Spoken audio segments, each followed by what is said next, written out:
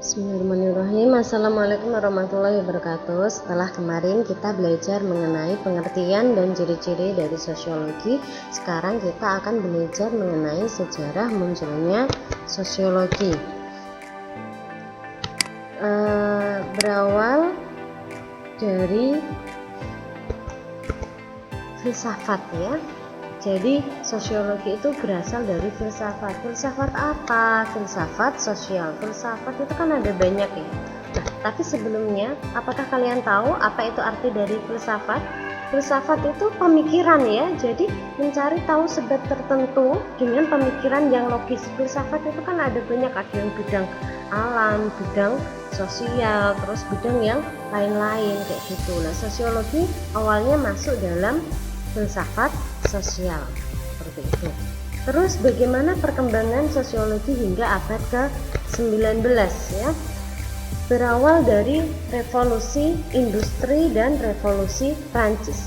Revolusi industri itu kan perubahan tenaga manusia ya menjadi tenaga mesin, sehingga apa? Itu akan menyebabkan banyak sekali permasalahan ya.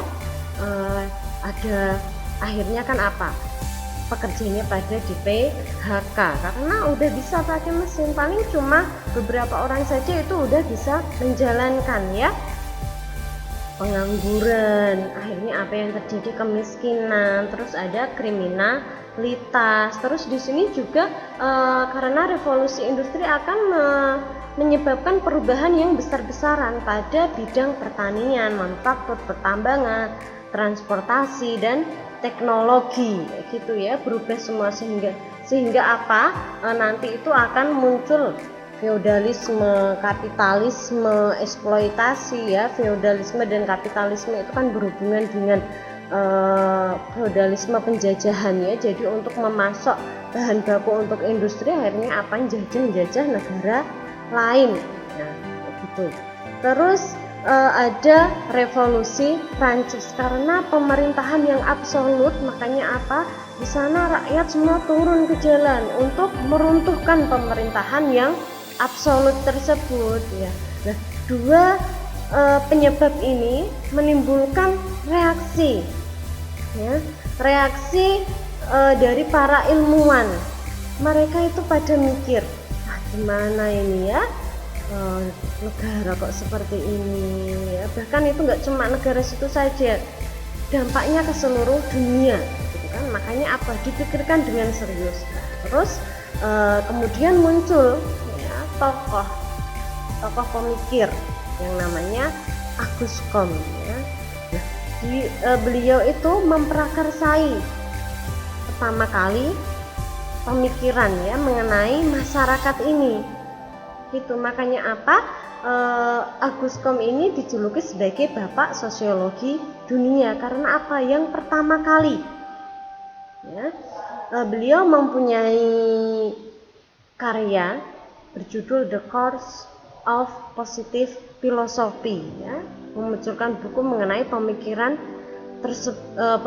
dari hal-hal tersebut ya, berawal dari tadi revolusi industri, revolusi Prancis kayak gitu ya.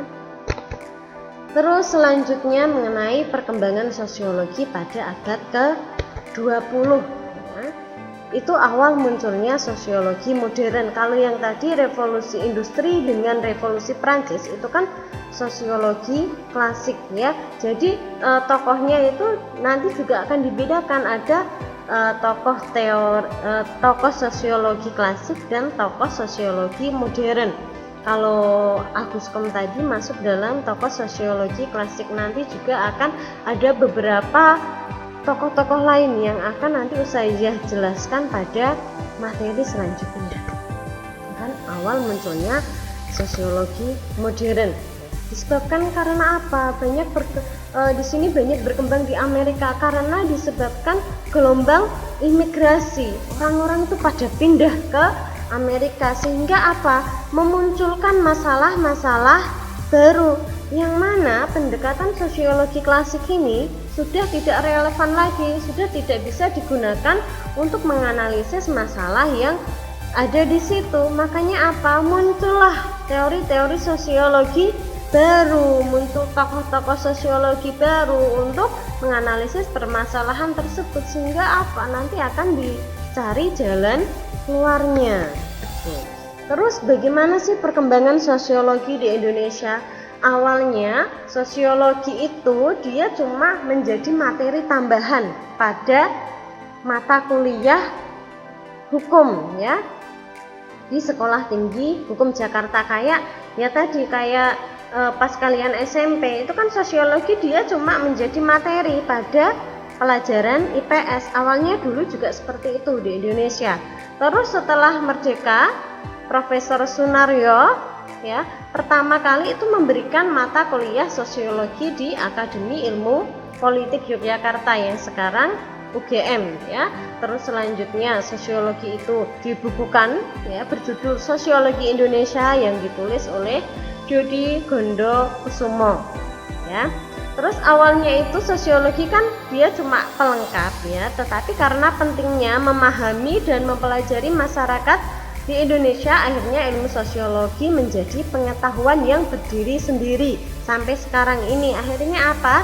Di sekolah, di SMA, di kuliah itu kan ada mata pelajaran sosiologi. Dia berdiri sendiri, ya, kayak gitu. Paham ya?